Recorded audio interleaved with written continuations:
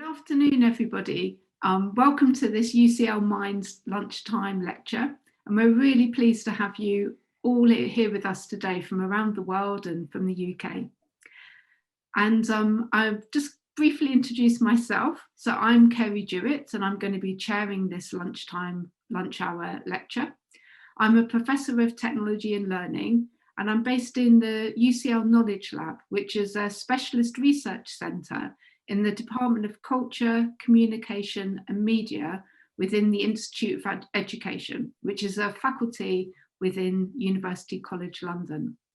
And I'm also the chair of the UCL Collaborative Social Science domain. And I'm really delighted to be able to introduce my colleague, Lili Golmohammadi.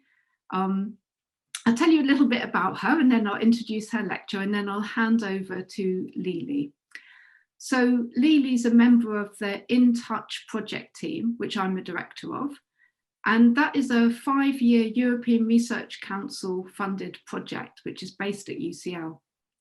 And the project investigates the social impact of digitally mediated touch technologies. So the kinds of technologies that you see in your everyday life, but also advanced touch technologies like robotics, or the ways that touch is being brought into virtual reality, the ideas of touch and biosensing, so a whole range of different types of technologies. And the project asks how they're shaping the ways in which we touch. Lili is researching the relationships between these technologies, loneliness, and touch. And alongside her work at UCL, Lili also researches design education at Goldsmiths College, part of University of London. And her research interests include digital communication technologies, critical design, and design education. And you'll get a sense of those different interests coming together in this talk that she's going to give you.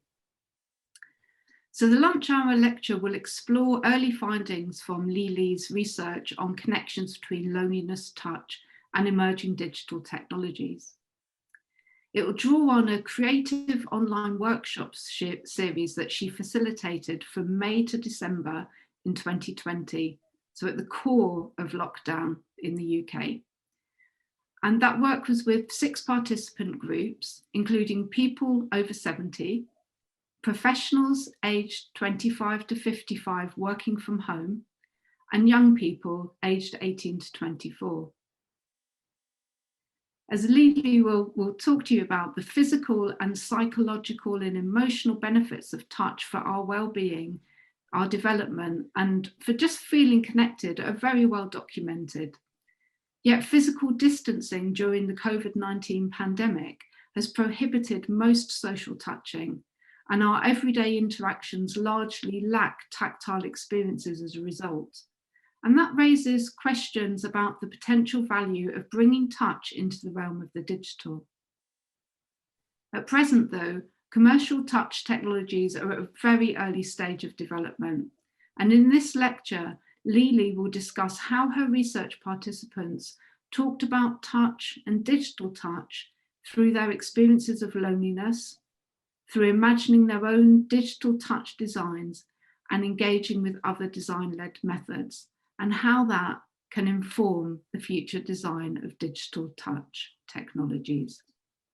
So before I hand over to my colleague Lili, I just want to give you a little bit of information about how to manage the questions and answers.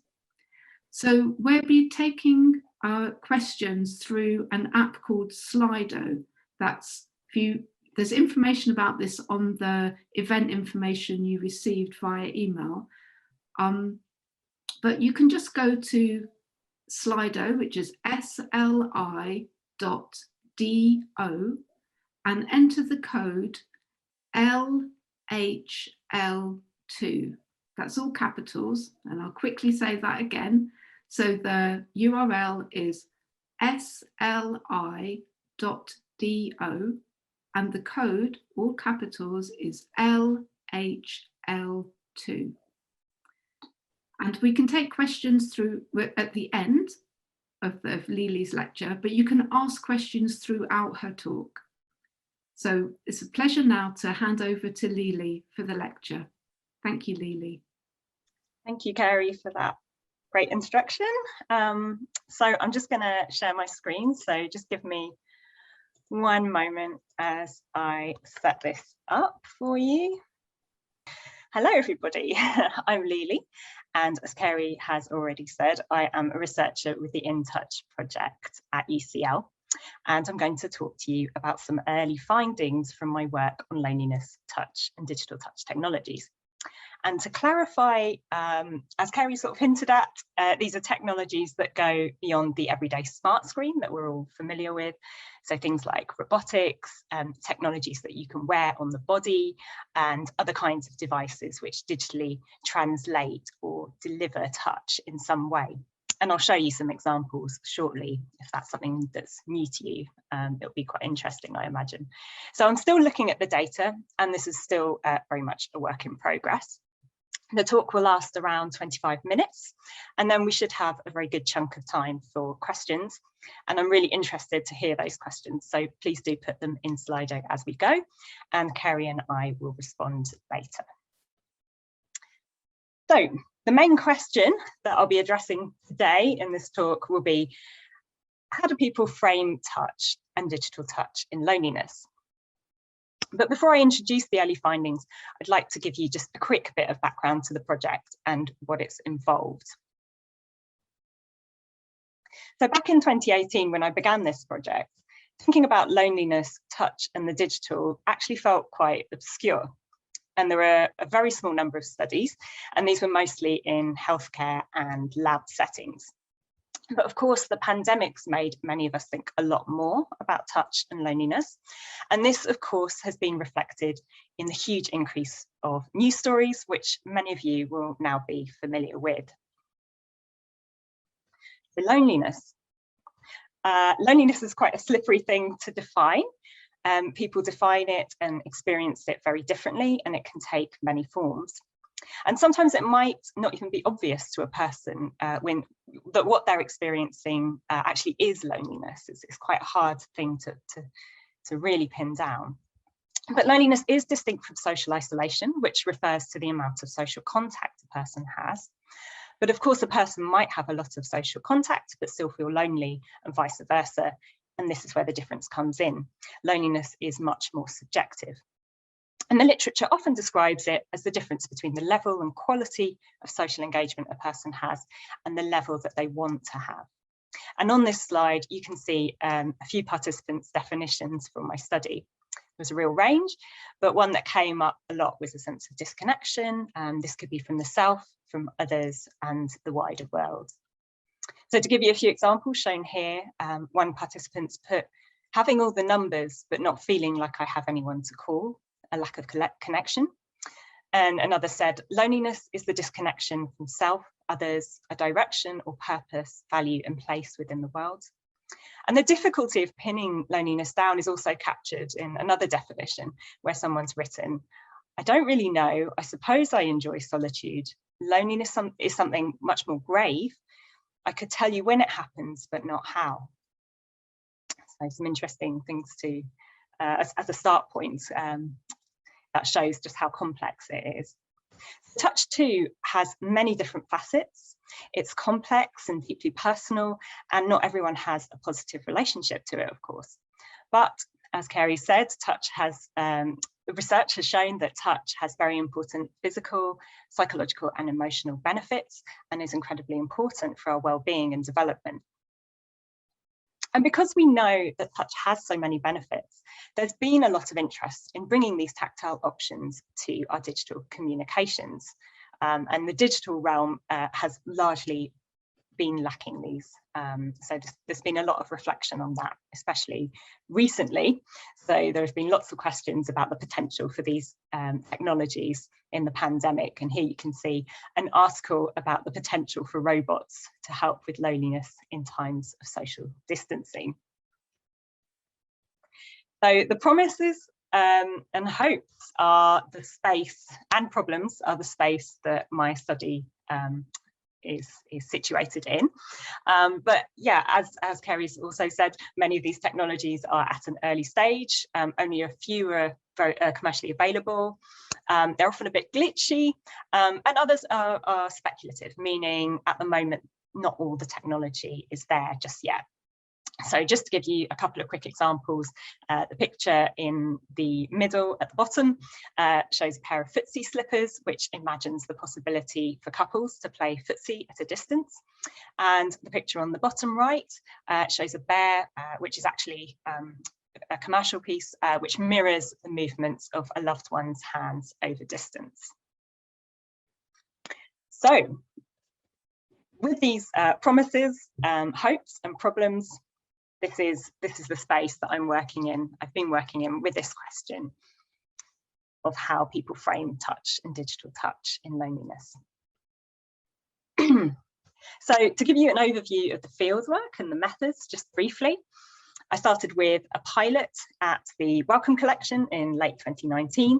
And then from May to December 2020, I ran a 3-part online workshop series. And that was with 6 groups with around 4 participants in each group. And following this, between December 2020 and May this year, I trialed a technology called the Hey Bracelet, which I will explain shortly. And this was with 3 pairs of participants. And the 2 latter stages were run with 3 demographics: over 70s, people aged 25 to 55, working from home, and younger adults aged 18 to 24. And overall, this was a small scale project, so involving around 35 participants overall in total. And it's important to note that although most of the fieldwork took place during the pandemic, the study was not exclusively exploring touch and loneliness during this period.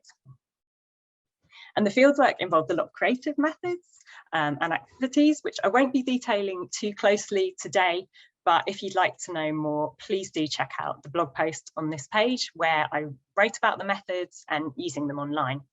And I believe there'll be an email after this talk sent out, so we can include the link in that email for you if you're interested. But to give you a quick flavour, some of the things we did included mapping experiences of loneliness over a time period that a participant chose to focus on, and then trying to frame touch within that.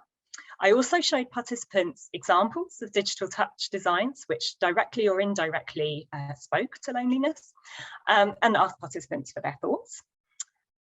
And then I also asked participants to make quick mock-ups of their own touch technology ideas for this space.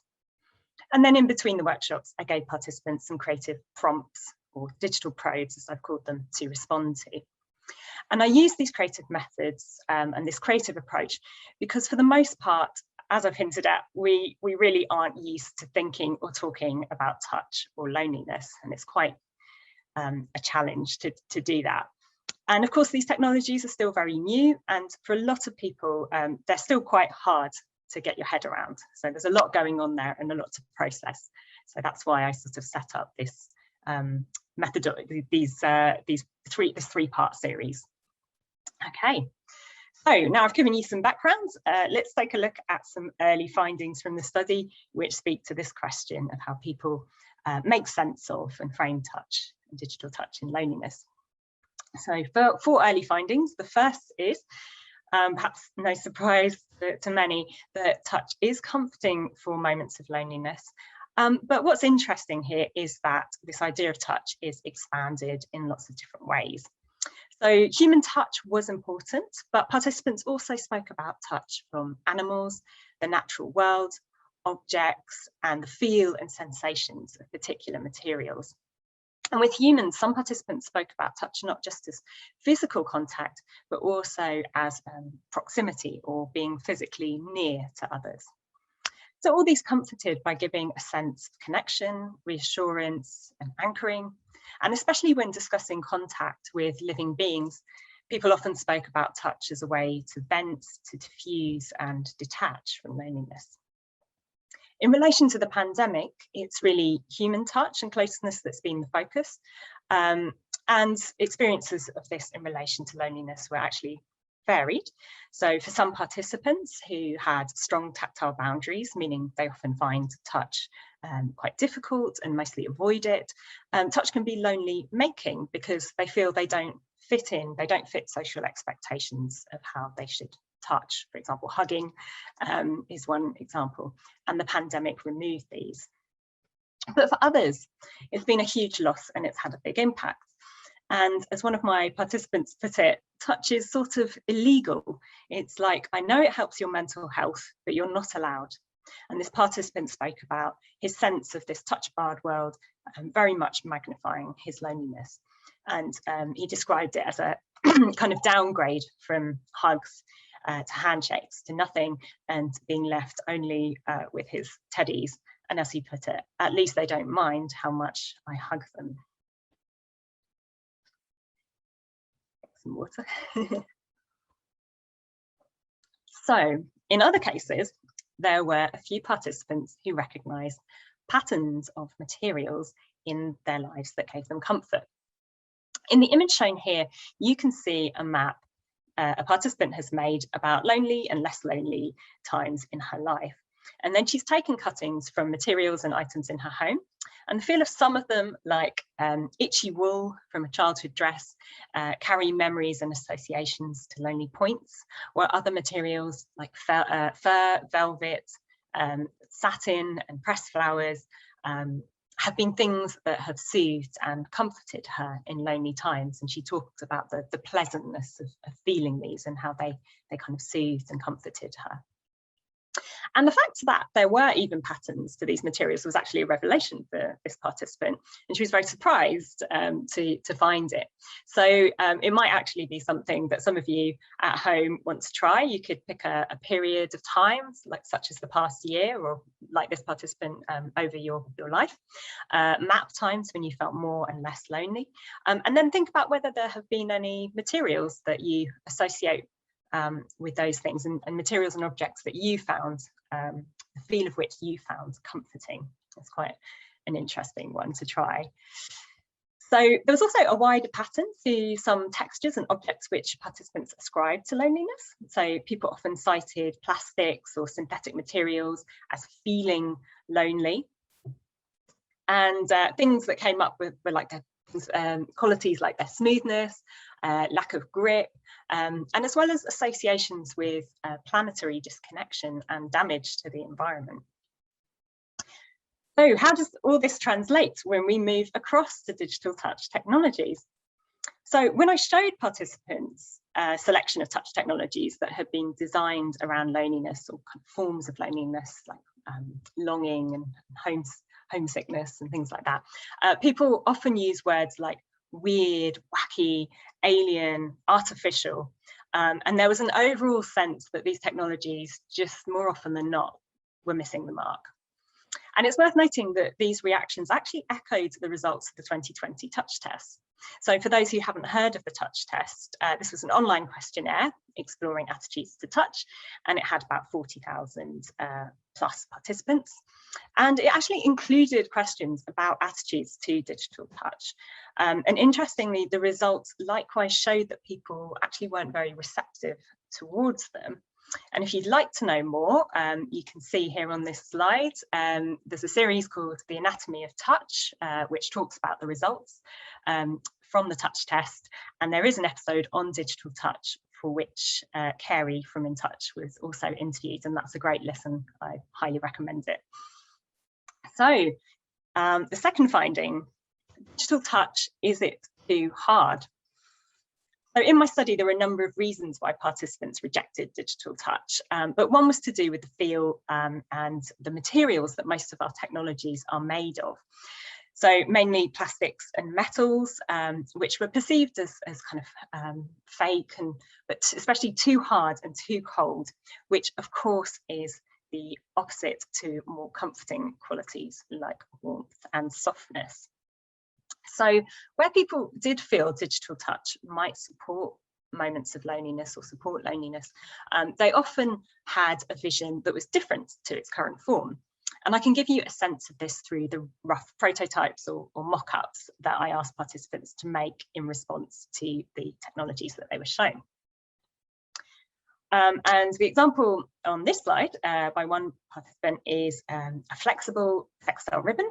And this participant imagined it as something that could be programmed to give multiple tactile sensations and patterns. So she really wanted lots of options as well, and keeping a sense of communication with the self. But the emphasis is very much on something that's flexible and malleable rather than rigid, and something that can be customized and made as personal as possible. And also move around the body. So a lot of touch technologies do tend to focus on the hand, and perhaps that's a reflection of the way we often think about touch. And if you look at dictionary definitions of touch, they quite often speak about human touch, and particularly touch with the hand or the arm. So another participant's responses on the screen now, from a slightly exploring this idea of whether digital touch is too hard from another angle. So this is an idea for a tree with various petals, which each connect with a different friend or family member. And what was important for this participant was bringing the tactility of the natural world to the technology. So as I said, a lot of the examples, this participant used the words plasticky or fake, and she wanted her technology to be something that was at least partly living and growing. And she spent a lot of time thinking about this living feel of her technology. So, for example, things like having a wood core, a textured Hessian pot, and the feel of the petals being succulent-like with water inside. And this example also shows a theme that runs across many of the technologies participants came up with, that the materials and feel of the technology were often as important, if not more important, than the touch or the physiological sensation that it delivered. And it's also worth noting that these points about the dominance of rigid metals and hard plastics in our technologies are actually circulating more widely in other areas of design. So two areas, in case anyone wants to look this up, anthropomorphic design and somesthetic design are very interested in exploring alternatives. So a third finding is that loneliness has a physicality that can be felt and sometimes hidden. Loneliness is often associated with the word cold, and this came up in this study, of course, along with other tactile sensations of loneliness in the body. Words like numb, heavy, tight, lumpy, dense, and descriptions of moving more slowly. And people also spoke about a disconnection with their own bodies, a sense of a lack of control and discomfort. So of either feeling too much or too little sensation. And another feature of loneliness is its connection with anxiety, and this was articulated by some participants who described these sensations of pins and needles, stomach churning and throbbing. And the sense of the body being out of control, often exacerbating feelings of loneliness. As one participant described it, when my own body pains and betrays me. So this idea of feeling inside the body and loneliness inside the body, and these sensations as less attended to or hidden, they are reflected in one of the designs that a participant made, the prototype or mock-up, as I'm calling it, in case for those of you who aren't familiar with that term. So the image on the left, it's an idea for a body sensing device to uncover the body's hidden memories of loneliness and trauma. And you can wear it, but you can also remove it. And the idea is that you can scan the whole body, exploring the muscles and the joints to uncover this hidden loneliness. And what this also shows, again, is the ideas about touch in the digital being expanded to sense, in this case, perhaps for this hidden and less attended to character of loneliness. So it's not just looking at communicating always with somebody else. And again, it moves away from the hand and the forearm, which is also interesting. And then on the right, you can see images of, you can see nature coming through, essentially. Again, this interest in connecting with nature, and this bag filled with water and this pine branch. which are imagined as a therapeutic means to support the body and as a complement to the technology in this case. And this is the final finding. It's the thought that counts. So as I've mentioned, some participants did think touch, really felt touch was important for supporting loneliness, and they saw a real future for it. And on the other hand, others found the idea of digital touch very uncomfortable.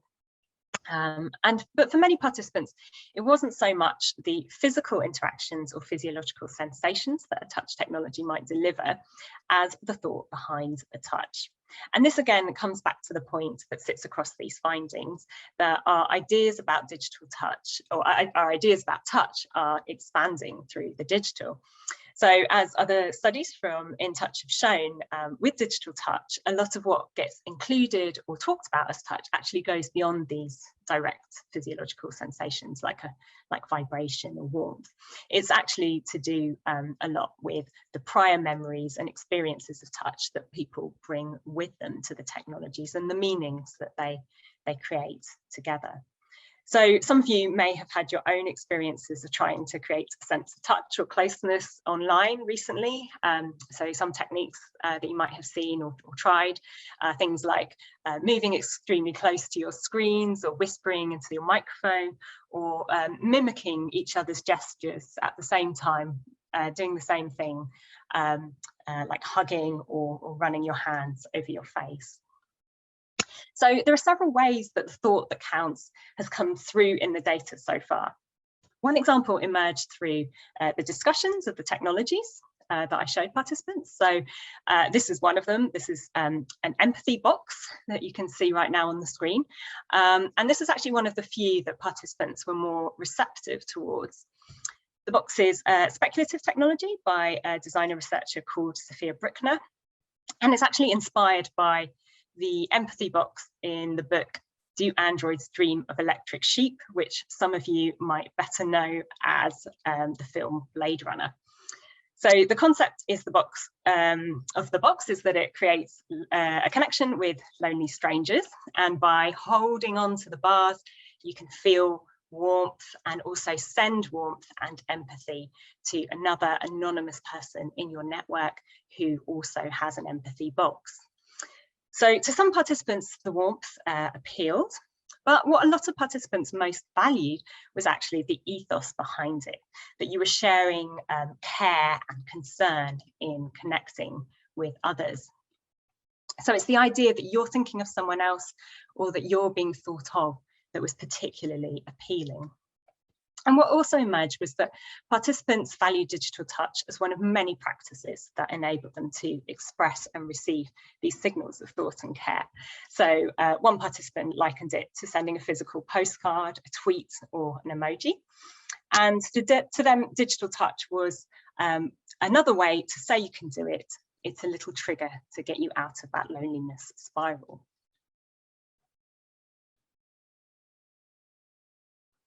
Another example of the thought that counts finding came through in an interview with one of the pairs who later trialed the Hey Bracelet.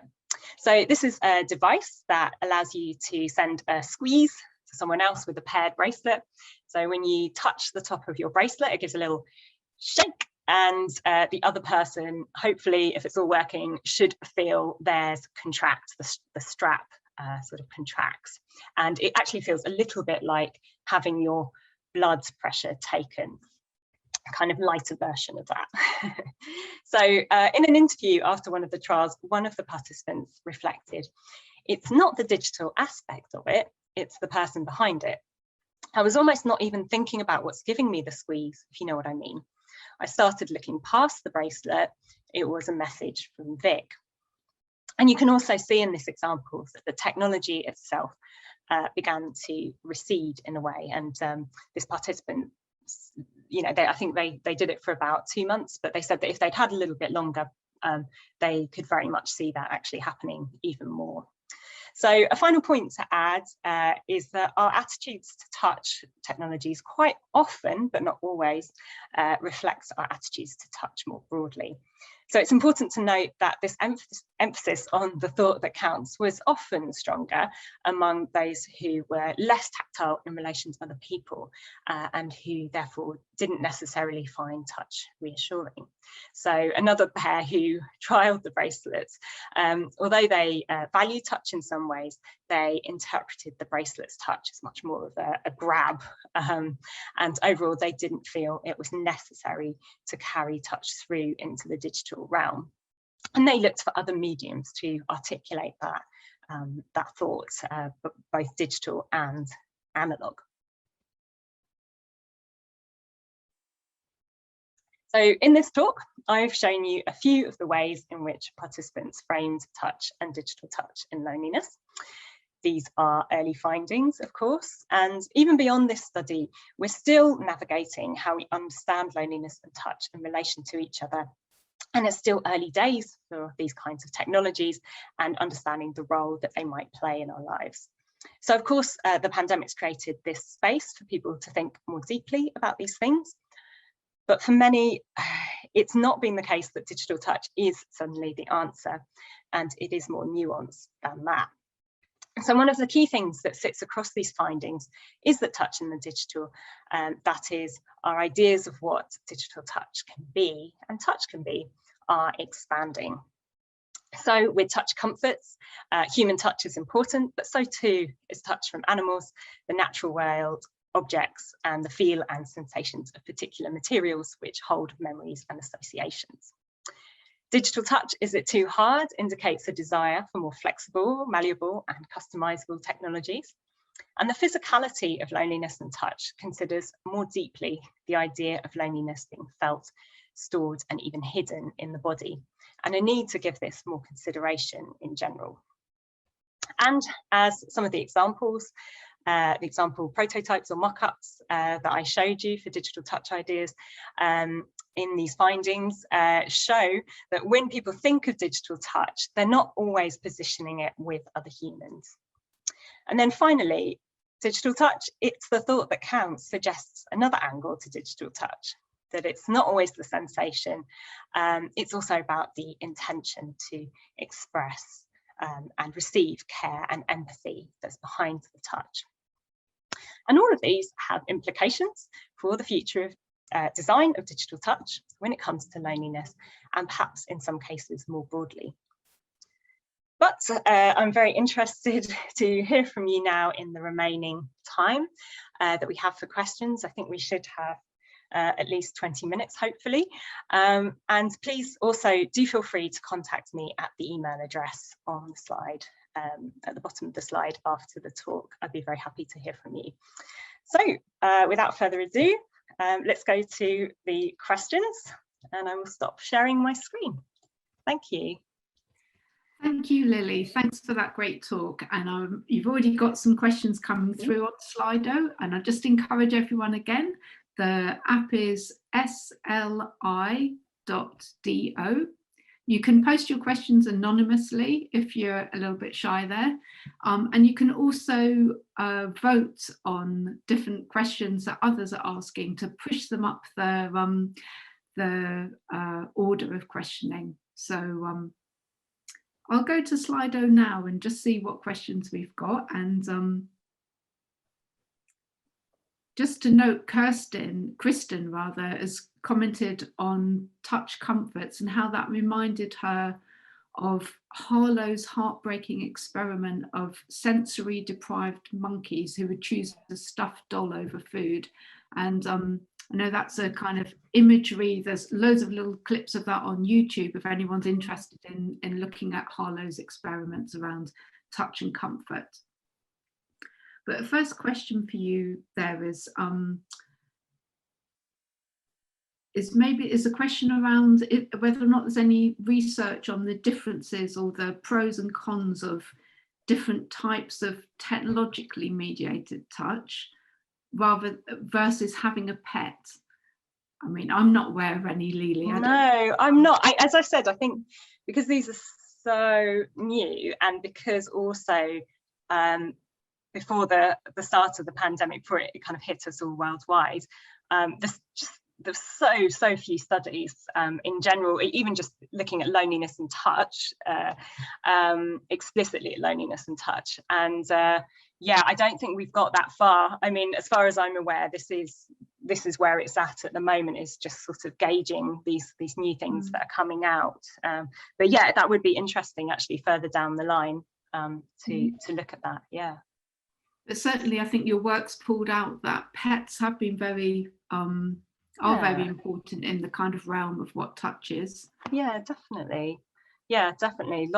Lots of people talking about their pets and how it kind of really, I think, as I said, help them kind of detach in a way from loneliness, that kind of contact with a living being. Yeah. Right. And Steph's got a question here as well. So they say, it was wonderful to see the results of what people made in the workshops. Oh, great. And what was the thinking for you, analytically, I think they mean, what was the thinking between separating out finding 2 about the hardness and from finding 3 about the physicality? So I guess just wondering why you've separated those themes. Yeah.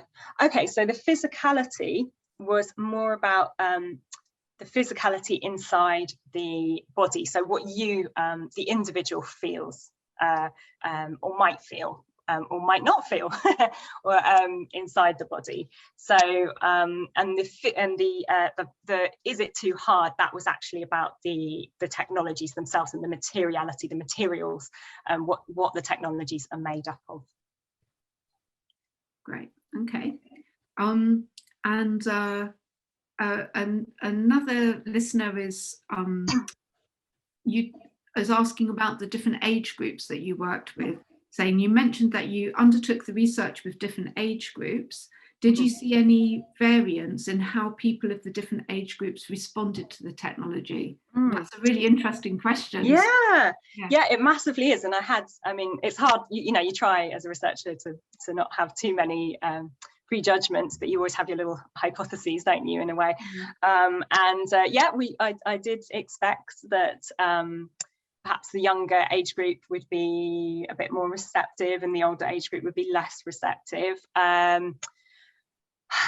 But actually, I think what sits across the findings so far is actually that it's much more, it's not so much about the technology as your feelings about touch and those boundaries, those personal boundaries that you might have, and who you allow to touch you and who you want to touch you and how much you want touch from another human. So and then also, so what was quite interesting was the older age group particularly. So they noted that a lot of these technologies, they're to connect with somebody else. And they were like, well, hang on, what if I don't have anyone else to connect with? That might, I've lost my partner, or, not all of them, but, some of them were like, well, maybe I don't have someone I can connect with. So their reactions were to kind of create things that were for them. So like much more what they saw as like more kind of positive, so a technology that might welcome them in the home, that they could sort of feel as they entered the home, that created this welcoming space, and then more about communication with the self and connection with the self. And then with the younger age group, the 18 to 24, I mean, the only thing I would say, it wasn't so much about the touch technologies. It was, I had a few things where the younger group, especially, they would say, sometimes I feel lonely when I'm not in touch, like I don't have my phone to hand, and I'm not feeling the vibration of messages and things like that, which was something that I perhaps expected a little bit more. Cool. I think that's interesting as well, because it really brings all of our attention to thinking about touch, not just being as this thing with another or with an object, but that we also have touch experience with ourselves. And I think a lot of us were like hugging and doing a lot of self-soothing during isolation. So thank you for bringing our attention to that. So Ellie's got a question, which is, people have voted to be quite popular, so thanks, Ellie. The question, she says, they say, thanks, Lili. Did you find there was a stigma towards the adoption of using digital touch bracelets to overcome loneliness? Yeah, so that is a really, really good point, and that's actually potentially one of the findings as well that's emerging. So I didn't include it just because of the time in this talk, but that's spot on. That is something that's coming through. So some people did say, like, oh, I've heard of that technology. They talked about the hay bracelet, and they said, oh, but I don't want to be that sad person. They said they were worried that they might be perceived as somehow needy, or you know, or a bit sad. And that's quite interesting as well, because loneliness still carries a lot of stigma, though there's a lot of work being done at the moment by different groups like the Loneliness Lab to remove that stigma and get people talking. But yeah, that definitely carries through across the technologies. And then another thing that was quite interesting was people in their designs, they didn't want it to just be a technology for helping them with loneliness or helping them feel connected, or they wanted it to be something else as well. So they wanted it to look nice in the home, or they wanted it to be something that was exciting and attractive, and you know, that could also be a sculpture in their hallway, for example, or you know, so it was about the touch, but it was so much more about the touch as well, and even like the aesthetic of the technology. So with the hay bracelet, you know, some people absolutely loved it and thought it was great, and some people, I actually had one group, one pair, he said, oh, it looks a bit like an ASBO. It felt like an ASBO. I was expecting it to be like a Fitbit. So there's kind of different layers of potential stigma coming in there. That's quite interesting. Oh, that's great. There's a couple of questions. Given that you at this moment have been very excitable, I'm going to ask you this lovely question that Anonymous has asked, which is, during your research, Lili, did you come across a touch technology that you wish you had, or a thing that has great potential to connect people and to reduce loneliness? Oh, that's such a good question. Oh, I haven't thought about that one, and I'm definitely going to have to think about that one some more, because I'm not sure I'm going to come up with a satisfactory answer there. But I think that comes back to the point that maybe they're not quite there yet.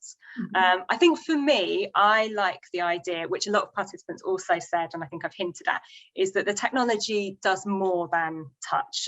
So that whether it's something that's actually attractive to, if it's a wearable technology, something that's actually attractive to wear. So I suppose actually the empathy box that I showed as an example, that designer, she also did an empathy amulet. And I quite liked that. It was quite I like quite chunky jewelry. I'm not wearing chunky jewelry today because it fades into my background, but I like quite chunky jewelry, and it's this quite cool, like if you look it up, it's this quite cool piece. So I think that idea that I could sort of be wearing it, but then touch it and feel that warmth, or send somebody that warmth, and perhaps, you know, nobody else knows, and it's just for me. I think that's very appealing, and that speaks to a lot of people. Okay, well, you've brought us back to the empathy box. I'm just going to collect a couple of questions that are a little bit about your methods. I'm not sure, just knowing a little bit about your research, how relevant they are, but I think you could address them and let people know kind of how you dealt with these questions. So one question is, was any data collected around the sensory needs regarding the touch of participants who identified as autistic? So I didn't have, to my knowledge, any participants who identified as autistic, so I can't answer that question. I mean, certainly through the discussions we did speak about, you know, every participant kind of explains in some, or expressed their relationship to touch, and what they felt they needed from touch, whether it was another person or objects or animals or whatever. Yeah, so I think, yeah, I can't answer that in terms of autism, I'm afraid. Yeah, I think it's, I suppose, just through your work and the reading, the literature you've done, then you have engaged with the idea that people have different relationships to touch. I don't know if you want to say a little about that, or